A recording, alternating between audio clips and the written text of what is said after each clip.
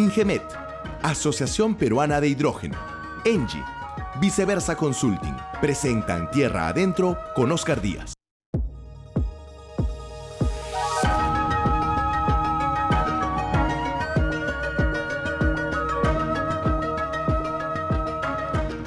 Señoras y señores, muy buenas noches y bienvenidos a una nueva edición de su programa dominical Tierra Adentro, a través, como siempre, de ATV+. Recuerden, el programa se emite, como en este instante, a las 7 de la noche, pero también se emite a las 9 de la noche. Por lo tanto, pueden verlo en cualquiera de los dos horarios. Quiero aprovechar para agradecer a las miles y miles de personas que se están comunicando con nosotros y que nos plantean sugerencias de temas, algunos que hoy vamos a tocar también, y que recomiendan el programa, que eso es lo que queremos en realidad, es lo que aspiramos a hacer aquí. Este es un programa, como le decía antes a mi primer invitado, que hace crítica, por supuesto, pero crítica constructiva, que tratamos de dejar un mensaje de positivismo en un país de inmensas posibilidades como es el Perú. Bien, vamos a empezar de inmediato yéndonos vía Zoom a Quito, Ecuador, y vamos a conversar con el ex vicepresidente de Ecuador, Alberto Dajic, que ya está conectado con nosotros. Buenas noches, Alberto, gusto de tenerlo nuevamente en Tierra Adentro. Muy estimado Oscar, un gran abrazo desde el Ecuador y muchas gracias por este espacio. No, a usted. La noticia del asesinato del candidato presidencial ecuatoriano Fernando Villavicencio obviamente ha conmocionado al mundo, pero en particular a América Latina. Alberto, ¿cree usted que este crimen injustificable, por supuesto, puede o debe o debería marcar un antes y un después en la grave crisis política que sufre nuestro hermano país del Ecuador? Bueno, Oscar, yo coincido absolutamente en primero que esto es un crimen inaceptable, horroroso, tenebroso, que jamás el Ecuador pensó que podía en este suelo, en esta tierra pasar. Y lo segundo es que sería inadmisible que este crimen no lleve a la sociedad a la reflexión. El Ecuador no ha logrado en décadas articular un acuerdo nacional, lograr que las diferentes fuerzas políticas se pongan de acuerdo en una agenda nacional básica mínima que permita derrotar la pobreza. Por ejemplo, todavía es un país donde se entregan subsidios equivalentes a casi 10 puntos del Producto Interno Bruto, sencillamente demencial, donde todavía hay una seguridad social que está absolutamente quebrada sin que se haya logrado una discusión nacional sobre eso, sobre la legislación laboral, en fin, sobre una serie de cosas que hacen imposible desterrar la pobreza, y si no se destierra la pobreza, habrá narcotráfico y habrá violencia. Entonces sí creo definitivamente, Oscar, que esto debe llamar al Ecuador a un antes y a un después. La sangre de Villavicencio no puede caer en el vacío y desperdiciarse sin que produzca un fruto. Ahora estamos conversando, amigos de Tierra Adentro, con Alberto Dajic, ex vicepresidente de Ecuador, pero además un destacado economista y catedrático. ¿Cómo afectará, cree usted, Alberto, este magnicidio y otros atentados violentos que se han dado en la semana contra otros autoridades y candidatos? ¿Cómo puede esto afectar el proceso electoral del domingo 20? Oscar, han habido muchos atentados, como la muerte del alcalde de Manta, una figura política joven con una altísima aceptación en su ciudad. Un atentado al alcalde de Durán, que se libró milagrosamente. Durán es la sexta o séptima ciudad más poblada del Ecuador. Está al otro lado del río de Guayaquil, unida y vinculada totalmente a Guayaquil. Pero ninguno de estos tiene la dimensión de lo que fue el asesinato de Villavicencio, candidato presidencial directo, opositor y detractor del correísmo en el Ecuador. Más allá de que si se esté o no de acuerdo con él, no cabe duda que esto sí patea el tablero, porque en un país donde era muy posible que el correísmo ganara en una vuelta, esto muy posiblemente también hará que eso no suceda. Ajá. Y por lo tanto, abre el espacio para una segunda vuelta en el Ecuador. Si una cosa podía afectar a una sólida votación que tenía el correísmo, es un hecho como este. Entonces, sí creo, Oscar, que habrá un cambio y que el designado a sustituir a Fernando Villavicencio, que es un periodista surita, Cristian Zurita, recibirá una votación posiblemente bastante mayor que la que habría tenido Villavicencio, quien en ninguna encuesta figuraba como un posible segundo o tercero, sino tal vez un cuarto. Así es, así es. Pero esto patea el tablero. De acuerdo, de acuerdo. Bueno, hay mucho por analizar. Alberto, muchas Mucho gracias por por ese contacto. Sé que ahora hay un debate de candidatos que usted va a presenciar, obviamente, y espero tenerlo en otra oportunidad en el programa. Siempre es un placer. Hasta cualquier momento. Siempre para mí, Oscar. Un gran abrazo y un saludo a todo el Perú. Gracias. Hemos conversado con Alberto Dajic, ex vicepresidente de Ecuador. De inmediato vamos a presentar la entrevista de portada, que es con Guillermo Oshino, el ex viceministro de Minas, para analizar la situación presente y futura de la minería. Hay titulares que hablan de que estamos en el peor momento de la minería, pero hay también manifestaciones, informes de Goldman Sachs, de Standard Poor's, de Fitch Ratings, que nos hablan de que vienen los metales verdes, de que todo apunta hacia lugares como el Perú, y de todo eso vamos a hablar con él. Gracias a Engie. Punta Lomitas, la central eólica más grande del Perú, con 296.4 megawatts y 57 aerogeneradores. Con este proyecto seguimos impulsando la transición energética de nuestros clientes y el Perú. Engie, vamos más allá de la energía. Bien, y como lo anuncié hace instantes, pues está con nosotros un gran amigo que es Guillermo Oshino, ex viceministro de Minas.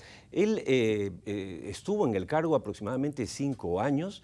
Es un récord en el Perú, debo decir con pena que es un récord, o sea, cuando debería ser algo más o menos natural, ¿no? Ahora los viceministros, los ministros duran nada, los presidentes, hemos tenido 7 presidentes en 6 años, para algunos 7, para otros 6, 7 si es que contamos a Meche Flores que juramentó, pero digamos, es demasiado, ¿no es cierto? Y hemos tenido en los últimos 2 años 8 presidentes de salud. O sea, así no se puede gobernar ningún país. Y bueno, de eso vamos a hablar. Buenas noches y bienvenido, Guillermo, al programa. Buenas noches, Oscar, y gracias por esta oportunidad. El PDAC, nos hemos encontrado en el Prospector and Developers Association of Canada en varias ocasiones, hemos tenido oportunidad de estar juntos. Este año, además, ocurrió algo especial en marzo en Toronto y fue la presencia del primer ministro. Correcto. El primer ministro Otárola. Bueno, estuvo el ministro, como es habitual, el de Economía, el de Energía y Minas. En este caso, estos 3 funcionarios volvieron con el anuncio claro de haber recibido, después de escuchar a los inversionistas, que iban a tratar de agilizar en todo lo posible los trámites burocráticos que hacen lentos el desarrollo de proyectos, el nacimiento de proyectos, la exploración. ¿Cómo evaluarías tú transcurridos algunos meses estos anuncios? Primero yo diría que es saludable, ¿no? y está bien que las autoridades nuestras tengan esa vocación de querer mejorar, de querer avanzar. Y yo no diría agilizar, porque algunos interpretan mal la palabra agilizar como que vamos a dejar que esto se deprede, ¿no? Y eso no es la idea. Claro. Yo creo que es optimizar los procesos que hoy día tenemos y en esa línea entiendo que están. Ha habido un cambio, o sea, en realidad ha habido cambios pequeños por ahora. Ha habido un cambio en la parte de exploración minera, efectivamente, con respecto a los trámites ante la Autoridad Nacional del Agua, para hacer trámites no secuenciales, sino en paralelo, lo cual ayuda, no es suficiente, pero ayuda. La semana pasada el ministro de Energía y Minas tenía una reunión con muchísimas empresas justamente para hablar del avance de la modificación de toda la parte regulatoria que ellos quieren implementar para efectos nuevamente de optimizar y que los trámites de los permisos sean buenos, consistentes, pero a su vez que sean lo más rápido posible. Y es una buena noticia. Lo único que está faltando es que esto se materialice en las siguientes semanas, porque muy buenas voluntades hay, pero no podemos depender de personas. Esto tiene que dependerse de las normas y los procedimientos que hoy ya existen. Hace poco han aprobado la autorización de construcción de la ampliación de Toromocho. Hace 2 meses atrás o 3 han aprobado la modificación, el estudio de impacto ambiental de Safranal, y hace poco también la modificatoria del estudio de impacto ambiental de Inmaculada. En fin, están dando los anuncios, están dando los primeros pasos, creo yo, buenos, pero falta materializarlos y concluirlos. Ahora, ¿tú has sido viceministro de Minas hasta el año 15? ¿Hasta el Sigo 2015? desde febrero de 2012 a enero de 2017. 17, mira tú, ya. Entonces, conoces, por lo tanto, el monstruo por dentro. Dirías, ahora, hay quienes me dicen, cuando hablo con muchos expertos, me dicen, qué pena, se ha ido desmembrando, se le ha ido sacando partes al ministerio, ¿no? Entonces ya está el Ministerio del Ambiente, ya está por ahí SENACE, ya está por ahí OEF, etcétera. Ok, podemos decir que está bien y está mal, pero como está hoy el Ministerio de Energía y Minas, en base a tu experiencia amplia en el sector, ¿dirías que está capacitado para echar a andar estos cambios? ¿Por qué? Porque si bien ellos pueden querer agilizar algo, ¿qué pasa si el Ministerio de Ambiente dice, no, no me gusta? Es que ahí tiene que no superponerse exactamente, o sea, tiene que mostrar los argumentos técnicos, en este caso el Ministerio de Energía y Minas, para demostrar al ambiente y cualquier otro sector que las modificaciones que ellos quieren hacer son las adecuadas. Debemos impulsar al país, debemos buscar su desarrollo y no hay un sector ahora que no sea la minería que te pueda sacar, por lo menos en el corto y mediano plazo, sacar el país hacia adelante. Porque de ahí se generan todos los recursos que hoy día tiene salud, educación y muchos otros sectores. Entonces necesitamos más proyectos mineros. Y para eso el ministerio, conozco a las personas que están hoy a cargo de las autoridades del ministerio, y sé que son personas capaces, ¿no? Pero tienen que tener los argumentos suficientes para evitar que a veces interpretaciones equivocadas, ya sea de un sector o de otro, digamos, puedan temerle a ciertos cambios que quiere hacer Energía y Minas. Hace poco conversé con el actual director general de Minería, el ingeniero Jorge Soto, y le planteaba yo mi preocupación, esto fuera de cámaras, sobre que se había ralentizado el inicio de nuevos proyectos, que estaban muy lentos los permisos de exploración, que había muchas quejas. Y él me dijo, sí es cierto, y si bien tiene solo 5 meses en el cargo, me dijo, mira, hemos agilizado una serie de trámites para ampliaciones, y esas ampliaciones, incluyendo las de Antamina, etcétera, suman algo, no sé, corrígeme el número, de 3.000 o 4.000 millones de dólares, sumando en teoría lo que va a significar. No se va a hacer este año, pero se están soltando. ¿Tú crees que se está compensando esto de alguna manera? El que por una parte estemos yendo despacio en estos permisos y en el otro lado agilizando las ampliaciones. ¿No son las ampliaciones de minas importantes también? Por supuesto. Yo no la veía como algo que estén compensando. Para mí son complementarios. Es tan necesario nuevos proyectos que lamentablemente no tenemos, hay que decirlo bien claro, no tenemos en el corto plazo nuevos proyectos grandes, hablamos de los megaproyectos, por lo tanto hay que ir también con las ampliaciones, los brownfields, que también son importantes, porque todos suman. Una ampliación de Antamina, que toma 4 años la ampliación, son alrededor de 2.000 millones de dólares. Así es. Acaban de aprobarle a Toromocho, a Chinalco, la ampliación de la autorización de construcción de su ampliación, 1.400 millones de dólares. ¿No? Y así, proyectos grandes requieren ampliación. Ahí van 3.500 para los próximos 4 años, ¿no? O sea, porque es un poquito más largo. Que no es poca cosa. Tamaño. Que no es o sea, no hay que, digamos, decir que es poco, ¿no? O sea, definitivamente, todo suma. Pero tener los niveles de antes, estamos muy lejos de tener los niveles de antes, y es porque no tenemos nuevos grandes proyectos, como el último ha sido Quellaveco. Así es. Entonces ya no tenemos más. Hacia adelante, ¿qué nos queda?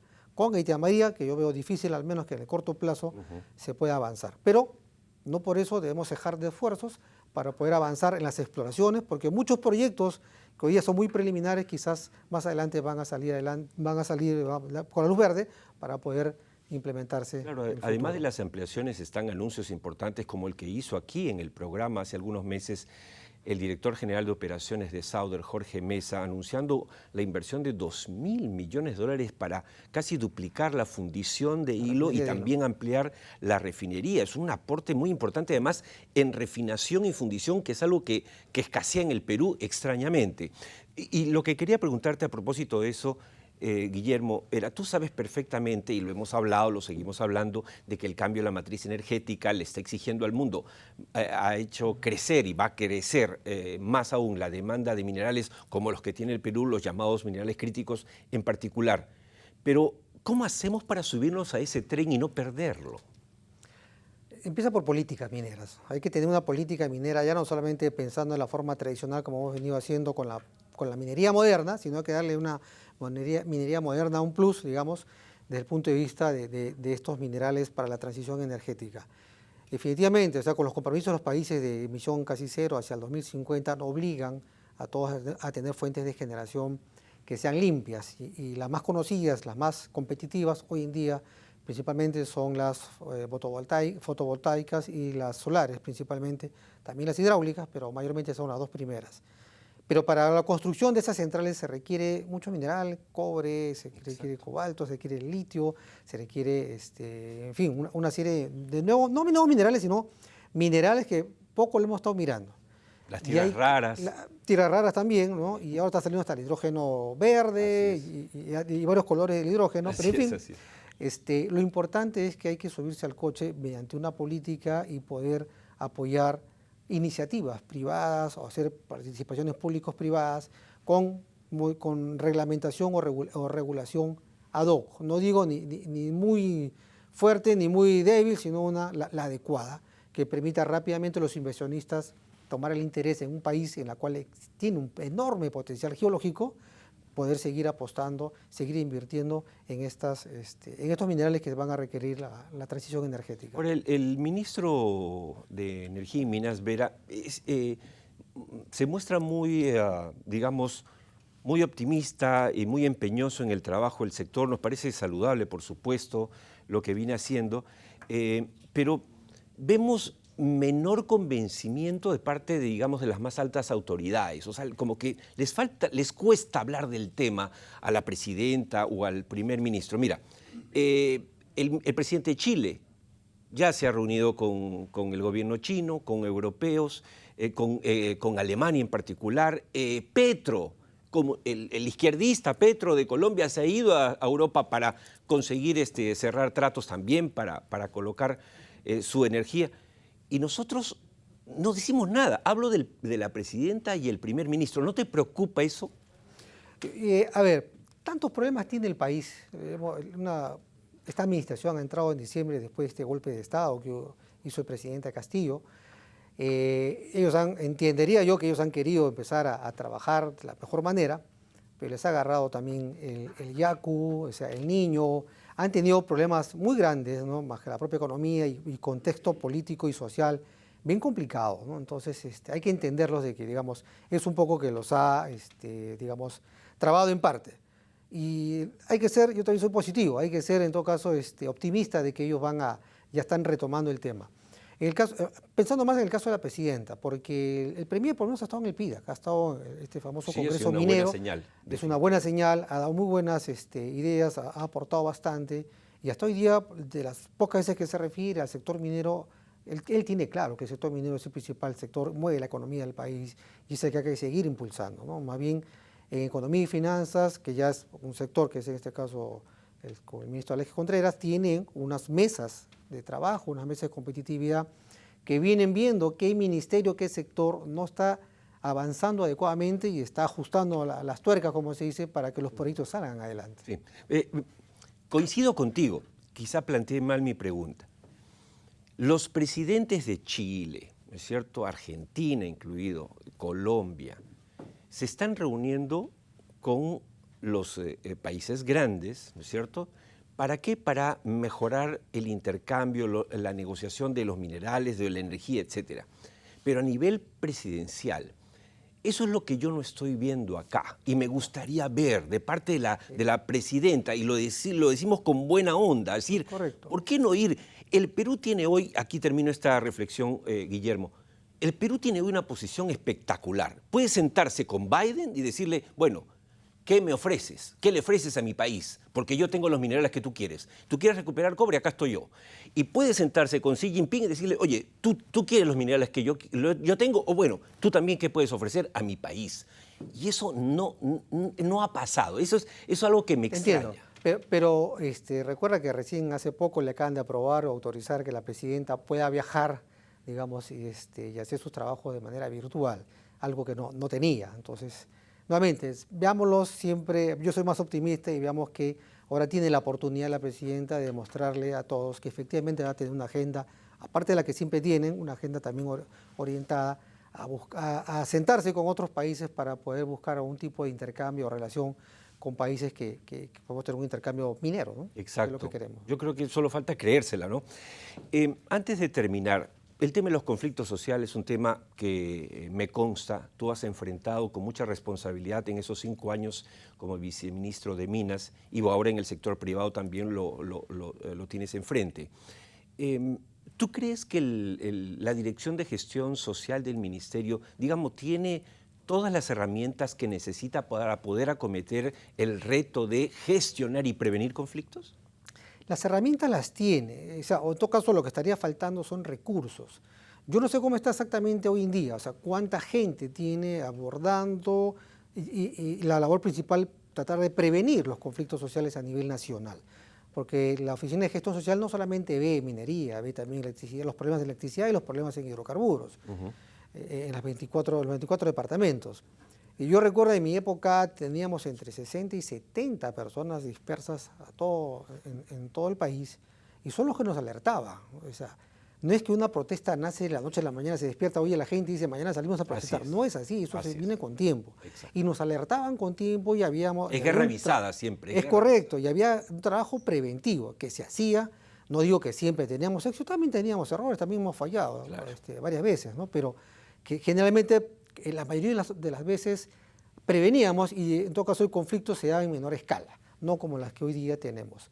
Me parece que esa es la parte que está faltando hoy en día en dotarle los recursos necesarios a esta dirección para poder tener un trabajo adecuado. Nosotros teníamos, no miento, pero nosotros teníamos en esa época mejor información que inteligencia. Exacto. O sea, sabíamos con tiempo qué es lo que iba a pasar. Sí, y claro, lo lógico sería que ahora tengan más personal, más presupuesto, porque lo que está dándole la minería, el petróleo y el gas al Perú es indudablemente cada vez más grande. El año pasado se ha roto el récord de recaudación.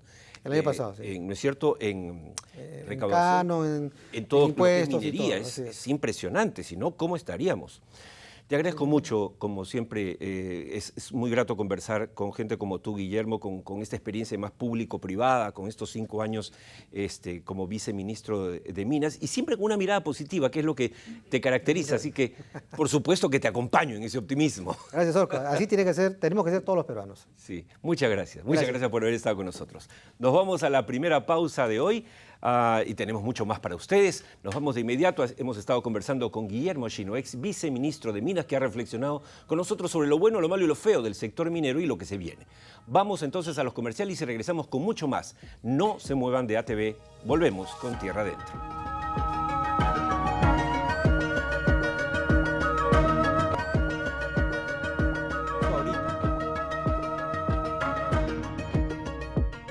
Bien, entramos de inmediato al segundo bloque del programa. Estamos tratando de enlazarnos con Tulín Nazca para una entrevista, pero vamos a ver si eso se logra luego. Vamos de inmediato a presentar la entrevista central de hoy, que llega gracias a Viceversa y sus servicios de asuntos sociales. Líneas de base socioeconómicas, mapeos de actores sociales, planes de desarrollo local participativos, procesos de sensibilización social. En asuntos sociales, eso y mucho más es Viceversa Consulting, que desde hace 23 años gerencia soluciones. Bien, y la entrevista central es con una gran amiga también nuestra, consultora, colega. Ella es abogada ambientalista, radica hace 20 años ya en Francia, en París específicamente. Y sí, recuerdo que hemos caminado las calles de París hace 2 años y hablábamos solo de temas ambientales. Y yo decía, pero ¿cuándo vamos a pasar a otros temas? Pero es que este tema apasiona a nuestra invitada, Patricia Kubas-Ichler. Buenas noches y bienvenida, Patricia. Muchas gracias, Oscar. Bienvenida a tu país, además. Gracias. Tú ejerces como abogada de negocios en Francia, eres especialista en Derecho Ambiental y Comercio Internacional, acompañas a empresas europeas a instalarse en América Latina y especialmente francesas a instalarse en el Perú. Y me comentabas que las empresas europeas, muchas de las cuales están presentes en el Perú justamente, tienen un peso normativo cada vez mayor en materia de sostenibilidad, de las siglas ESG, que ya el público se debe estar poco a poco acostumbrando, ESG en inglés, que es justamente que tiene que ver con medio ambiente, con asuntos sociales, gobernanza. Y el tema del compliance, por supuesto que ha venido con fuerza. Ahora, incluso hay normas aprobadas, me decías reciente, una ahorita por el Parlamento Europeo, ahorita en junio. Y la pregunta entonces es, ¿cómo afecta este marco normativo a empresas que están operando en el Perú? Sí, por supuesto, Oscar. Efectivamente, lo que, si me permites, primero para conceptualizar, porque es importante que se comprenda, efectivamente hay una normatividad de más en más creciente a nivel de la Unión Europea. Estamos hablando de 27 Estados miembros, ¿no? O sea, el peso económico, comercial y posicionamiento es importante. Claro. Efectivamente, en materia de ESG, ambiente, social y buen gobierno, Europa, la Comisión Europea, acaba de sacar una nueva directiva. No es que imponga estos temas de reporting de los impactos sociales, ambientales y de buen gobierno de las grandes empresas, sino que las refuerza. Claro. Las refuerza de manera importante. Hace poco, efectivamente, entró en vigencia esta nueva directiva para las grandes empresas y además hay un tema que te mencionaba yo más antes, es el de la debida vigilancia. La debida vigilancia compete, la obligación que se da a las empresas de prevenir y anticipar las posibles violaciones a los derechos humanos y derechos fundamentales y atentados al medio ambiente en el marco de sus actividades y su cadena de suministros. Y esto, en Europa, ha sido objeto de aprobación de un proyecto de directiva bastante comentado en febrero último y apenas en junio, como tú bien recordabas, esto lo presentó el Consejo en febrero, el Parlamento lo acaba de aprobar. Lo que entiendo se debe implementar el próximo año. Exactamente, o sea, en el muy rápidamente. Plazo. Claro, no de acá a 6 años, es ahora. Absolutamente. Y eso sí toca a las empresas, porque nosotros estamos conectados con el mundo, no somos una autarquía. Tenemos empresas además francesas en el Perú, como Engie, por ejemplo, importantes, que es un auspiciador también de este programa, sino que además, digamos, son empresas que hay cada vez más empresas peruanas que se están conectando con el mercado europeo. Totalmente. Y por eso era importante que tú nos dijeras, porque tú eres una protagonista en el tema, ¿qué tanto estas nuevas normas de ESG y de debida diligencia impactaban a estas empresas? Ahora, efectivamente, puede parecer lejano. Puede decir, pero ¿en qué a mí, empresa peruana, esto me va a tocar? Claro. Al final, sí. Porque estas reglamentaciones tienen, lo que podemos decir, un aspecto extraterritorial en la medida en que se aplican a la sede matriz, pero a las filiales, a las empresas que dependen económicamente de la matriz.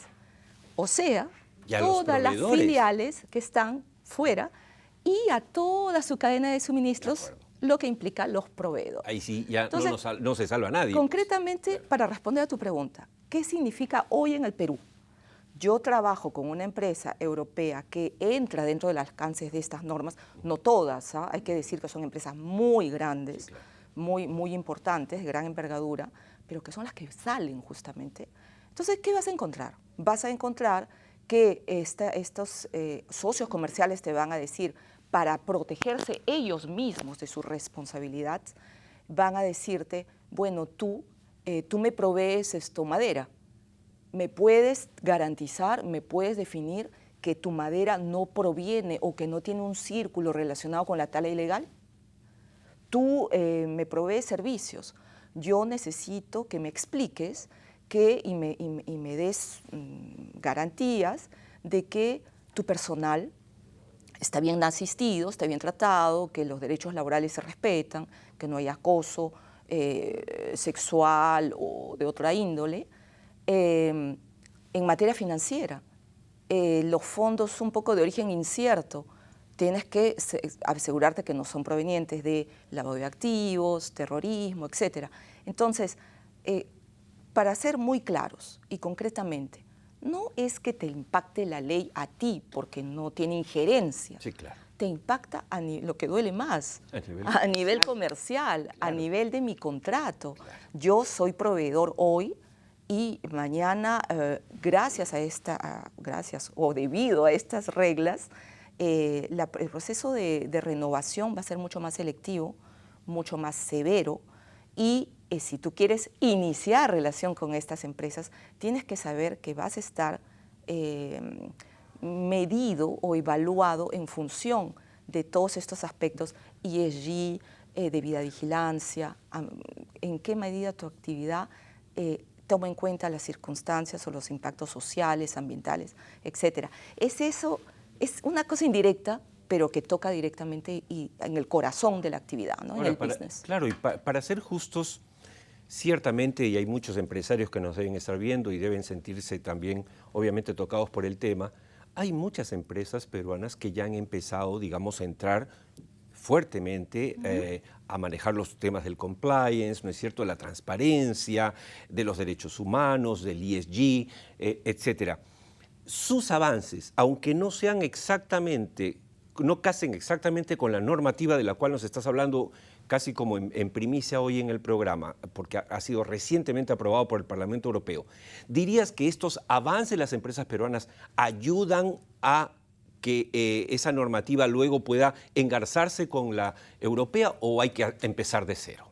No, al contrario, estoy yo muy agradablemente sorprendida de ver y de constatar, tú sabes que yo vengo regularmente al Perú, que hay muchas actividades, mucha iniciativa empresarial ya muy consciente. O sea, lo que yo cuento, digamos, ahora en tu programa, aquellos que asesoran, tú lo sabes bien, con Viceversa Consulting, tenemos la capacidad de acompañar empresas en este trabajo de adaptación.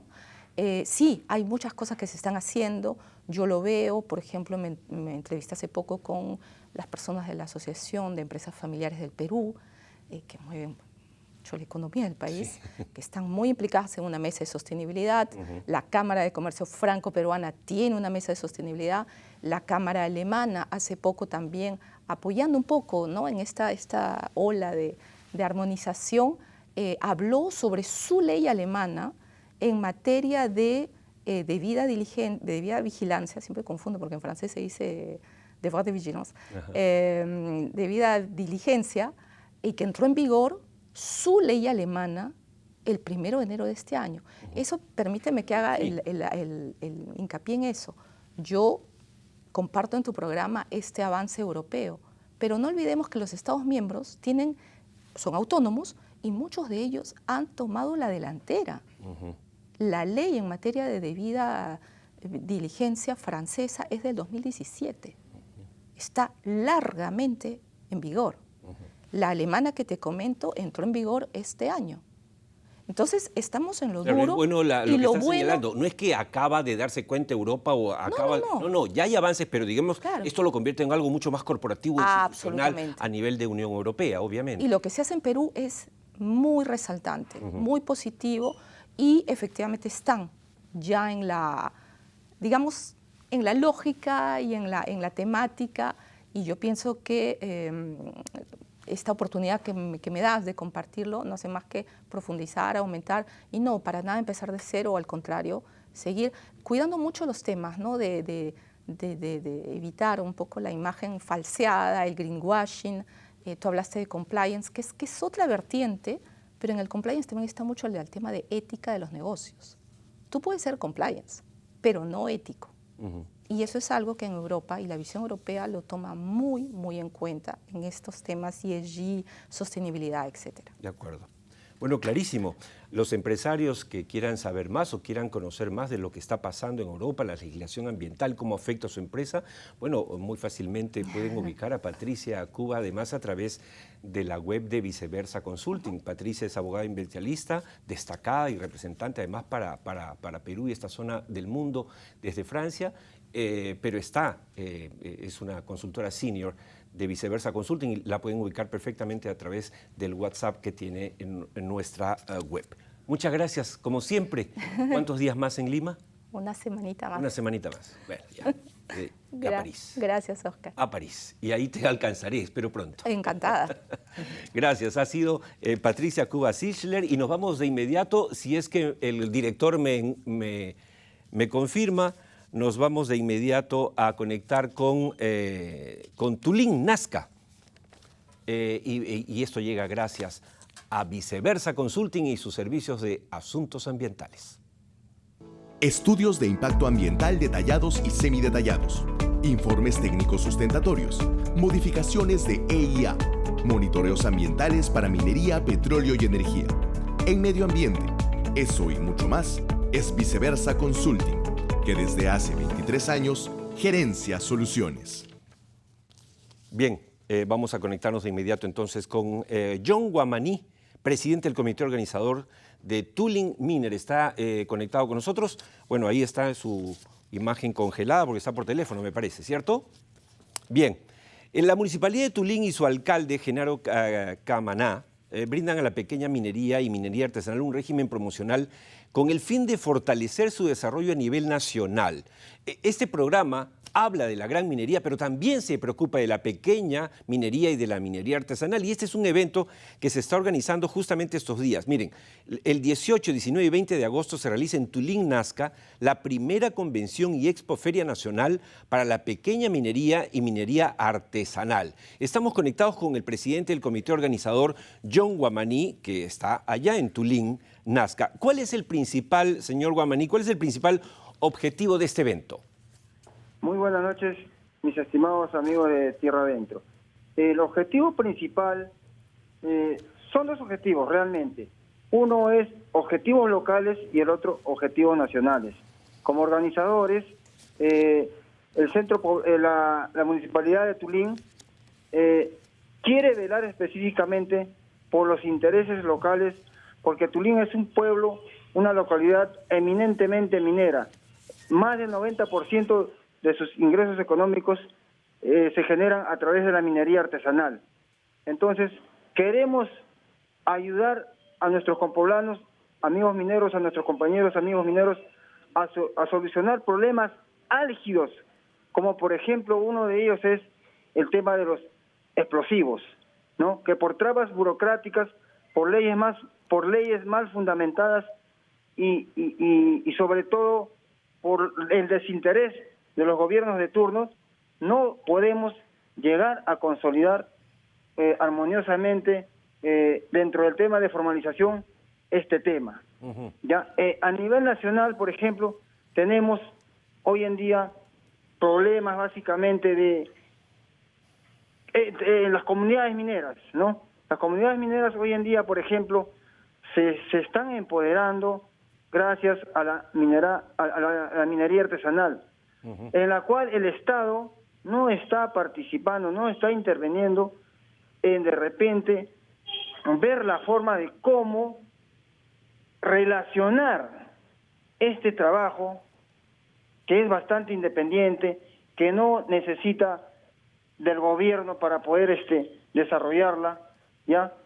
Entonces necesitamos como tal de que el gobierno, las entidades correspondientes nos ayuden a destrabar todas estas problemáticas, mis estimados. Bien. Señor Guamaní, creo que queda bastante claro la razón de ser y el objetivo principal de este evento, que repito, se realizará el 18, 19 y 20 de agosto, esta semana, en Tooling, Nazca. Es la primera convención y expoferia nacional para la pequeña minería y minería artesanal. Escuchando al señor Guamaní, entendemos que quieren ellos ir hacia la formalización, hacia la estandarización de los procesos y quieren llamar la atención del Estado para que también los acompañe y los ayude. Me parece digno de felicitación y de reconocimiento este esfuerzo que están haciendo ustedes como pequeños mineros y mineros artesanales. Señor Guamaní, le deseo el mayor de los éxitos en este evento y estamos en contacto más adelante. Muchas gracias. Están todos invitados a este magno evento. Mis estimados, los esperamos el 18, 19, 20 de agosto en el Tooling, el Ingenio, Nazca. Muchísimas gracias. Muchas gracias a usted. Ha sido John Guamaní, presidente del comité organizador del Tooling Miner. Miren cómo los peruanos, si falta Estado, bueno, hacen lo suyo, no se quedan quietos y eso es bueno. Por eso hemos querido tener este contacto con ellos también, a veces olvidados, ¿no? A veces la televisión los ignora por completo. Y este espacio trata de hacer cosas distintas que otros espacios televisivos, porque a nosotros nos interesa esto, cohesionar, sumar, tratar de juntar a los peruanos para encontrar salidas. Hablábamos hace unos instantes con Patricia Cuba Sichler, consultora senior, experta ambiental, abogada ambientalista del tema del cambio climático, de las nuevas reglas. Y miren ahora nuestro segmento de Pase a Comercial, Volver al Futuro. ¿Saben ustedes que es posible que en algunos pocos años, por el cambio climático, nos quedemos sin chocolate? Bueno, sépanlo, preparen, vayan a comprar de inmediato seguramente sus chocolates, pero miren este dato. Volvemos después de la pausa con mucho más en el cierre del programa.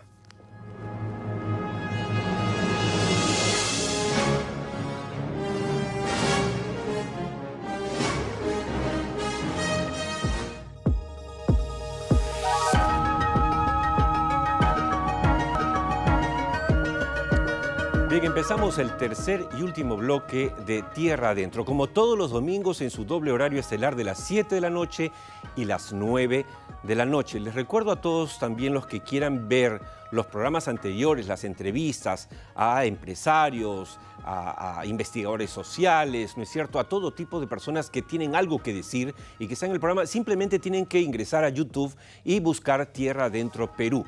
Tierra Adentro Perú es el nombre de nuestro canal de YouTube, donde pueden encontrar absolutamente todas las entrevistas y todos los programas, que ya van 71 programas hasta ahora en ATV+. Dicho esto, nos vamos a los Estados Unidos como siempre, como todos los domingos, para, digamos, ponernos al día con el contexto mundial, que siempre es importante, para nuestro segmento Desde Wall Street, que llega gracias a GCG Advisors. GCG Advisors, financiamiento para proyectos mineros, capital para ampliación de operaciones, portafolios de inversión del sistema financiero norteamericano. GCG Advisors, en Norteamérica, pensando en el Perú.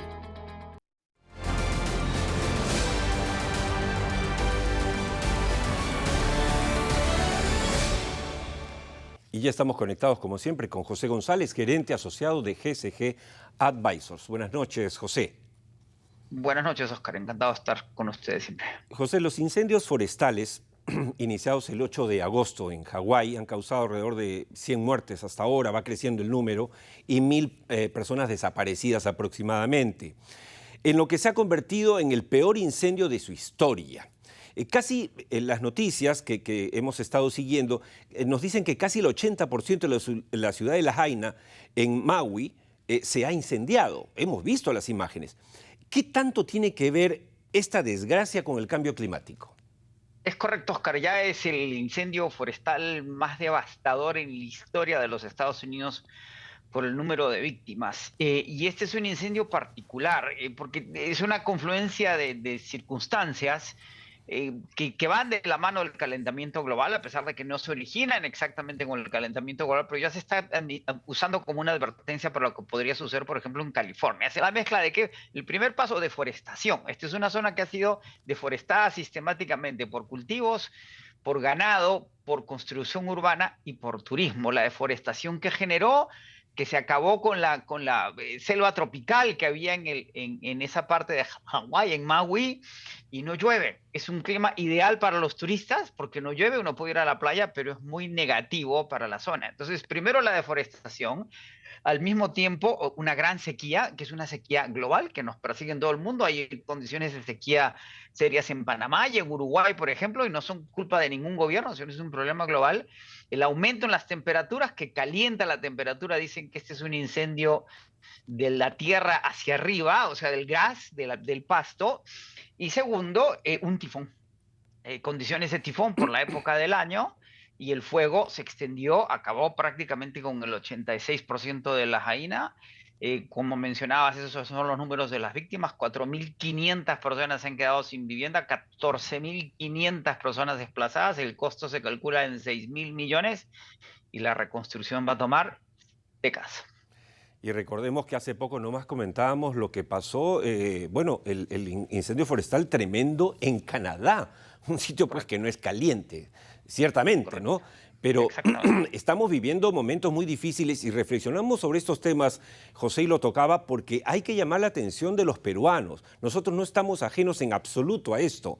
El calentamiento, además, por el Niño, ya está causando estragos. No solamente en Lima ahora ya no hay invierno, no hay simplemente invierno, sino que además Por ejemplo, me contaba un petrolero experto que el Amazonas ha bajado 4 metros, su caudal, a falta de lluvias, por supuesto, en la sierra, porque el Amazonas se nutre del deshielo justamente de allá y de las lluvias. Pero fíjate tú lo que está pasando. O sea, son cosas que no vemos y que tenemos que llamar la atención para que los gobiernos empiecen a tomar medidas y no nos lamentemos.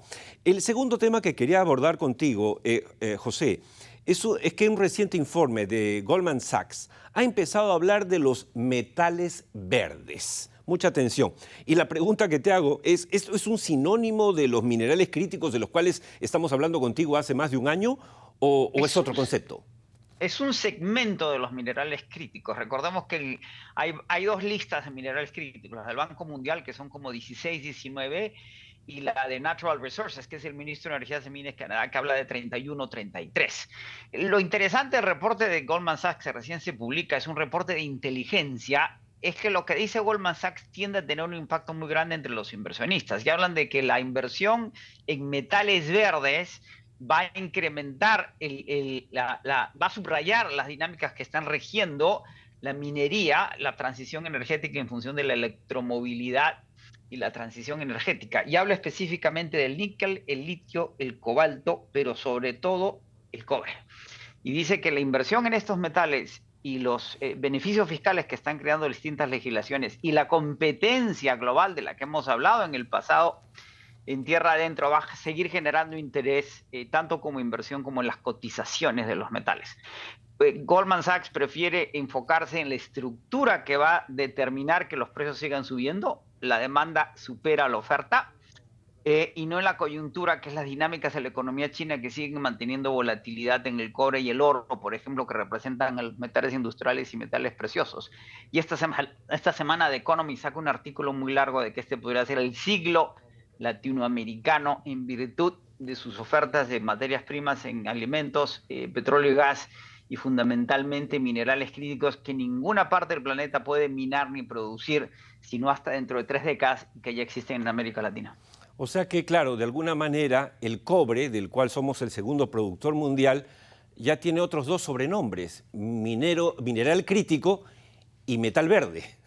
Correcto. Y mañana no sabemos qué otro nombre, pero lo que ciertamente está ocurriendo es que se están confirmando, y quería un poco cerrar con eso, José, muchas de las predicciones que hemos ido dando desde febrero del año pasado en Tierra Adentro, en este segmento desde Wall Street, se han ido dando. ¿Puedes hacernos un resumen de las cosas que hemos anunciado y que se han venido confirmando?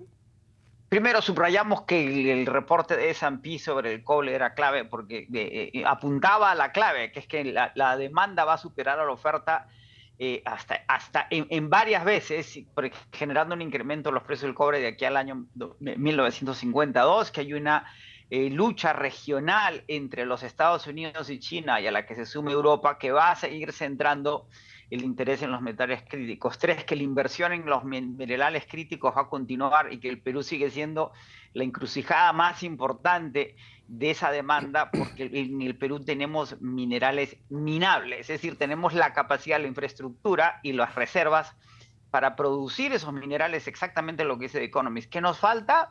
La mano de obra calificada y el enfoque en la educación y en la tecnología para agregar valor a esa producción minera peruana, que donde está la clave para el desarrollo en el país. Sí, efectivamente.